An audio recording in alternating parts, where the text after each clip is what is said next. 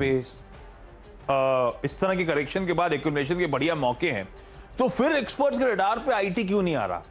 सब बोलते हैं बैंक्स एक्यूमुलेट कर रहे हैं, कैपिटल गुड्स एक्यूमुलेट कर रहे हैं।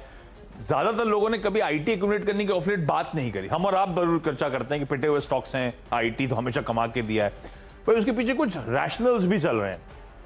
एक तो ये कोविड टाइम्स में पिछले 2 सालों में अगर किसी स्पेस की मैसिव री रेटिंग हो गई थी, वो है IT, not commensurate with the improvement in fundamentals. तो इसीलिए बहुत रिचली वैल्यूड आईटी कंपनीज अभी भी आपको नजर आएंगी, और इसीलिए इस रीसेंट करेक्शन के बाद भी कई लोग मानते हैं अभी भी शायद वो कंफर्ट जोन में वैल्यूएशंस नहीं है।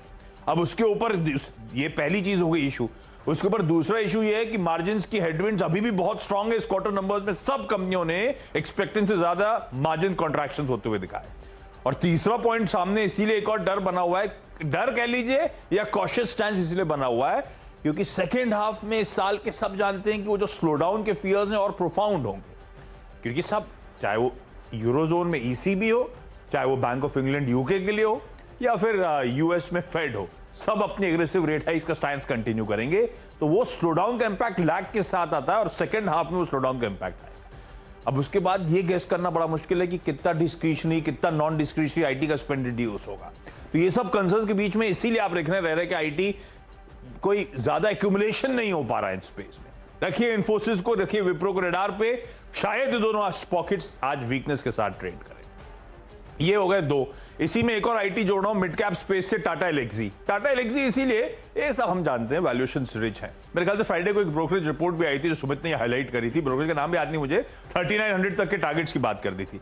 अब वो टारगेट तो खैर पहुंचेंगे नहीं पहुंचेंगे, 10,000 का स्टॉक 1300 जाएगा नहीं जाएगा ये तो नहीं पता मुझे, लेकिन ये जरूर पता है सबको कि वैल्यूएशंस वाकई रिच है, काफी रिच है टाटा एलेक्सी के। और टाटा एलेक्सी के वैल्यूएशंस को तूल मिला था पिछले 2 सालों में, फट गया था ये स्टॉक। एक दिन सुमित ने आपको याद है जर्नी भी दिखाई थी कैसे 1000, 2000, 3000, मेरे ख्याल से कितने शॉर्ट स्पैन ऑफ टाइम में इस तरह का स्टॉक मूव करा था। तो बट ऑब्वियस है उस तरह के फंडामेंटल्स कमेंसरेट नहीं थे, एक बहाना बन गया। और इस समय थोड़ा सा करेक्शन का मोड है। फ्राइडे को तो झेल लिया था उस तगड़ी रिपोर्ट पे, 3% से ज्यादा दबाव नहीं आया, लेकिन मुझे लगता है अब वो थोड़ा सा प्रेशर शायद माउंट होता। हमने on the way up stock को बहुत अच्छी जर्नी को एंजॉय करा है, पर अब थोड़ा सा करेक्शन मोड अब आ गया मूड ऐसा, तो शायद टाटा एलेक्सी थोड़ा सा दबाव आज झेलता हुआ नजर आए। तो 3 लाल वाले स्टॉक से शुरुआत करिए, तीनों आईटी के। जेपी मॉर्गन 3900 रुपए के टारगेट्स दिए हैं उन्होंने।